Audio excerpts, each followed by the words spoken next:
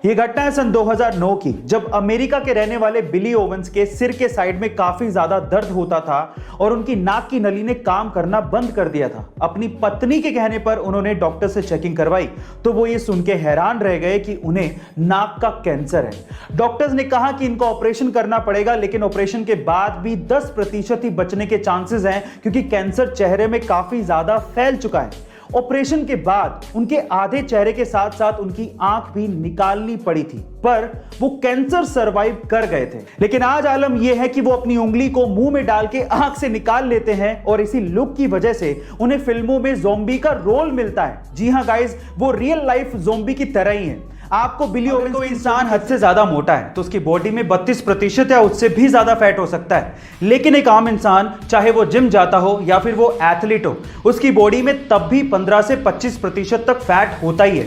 लेकिन इस दुनिया में एक बंदा ऐसा है जिसकी बॉडी में मात्र 3 से 4% ही फैट है। Oh my god, and let me tell you guys, 3 से 4% फैट होना ये कोई छोटी बात नहीं है। और जिसकी बॉडी में फैट बहुत ज्यादा कम होता है उसके कट्स बड़े अच्छे दिखते हैं और इसी वजह से उन्हें वर्ल्ड्स मोस्ट श्रीडेड मैन कहा जाता है। उनका नाम है हेलमेट स्टीबल, जो कि 47 साल के हैं और वो एक वर्ल्ड चैंपियन बॉडी बिल्डर और फिटनेस मॉडल हैं। गाइस, आपको इनके बारे में हमारे अर्थ के साइंटिस्ट ये कहते हैं कि मार्स पर कभी जीवन हुआ करता था और आज भी हमारे इंसानों की बस्ती को बसाने की कोशिशें मार्स पर की जा रही हैं। पर इसके पीछे का एक रीजन और भी है। ऐसा भी कहा जा रहा है कि आज से 5 बिलियन साल बाद अर्थ पर भी जीवन पूरी तरह से नष्ट हो जाएगा और अर्थ का टेम्परेचर 2000 डिग्री सेल्सियस तक हो जाएगा और हमारे सोलर सिस्टम से हैबिटेबल जोन थोड़ा दूर शिफ्ट हो जाएगा और तब मार्स, यूरोपा और टाइटन रहने लायक बन जाएंगे।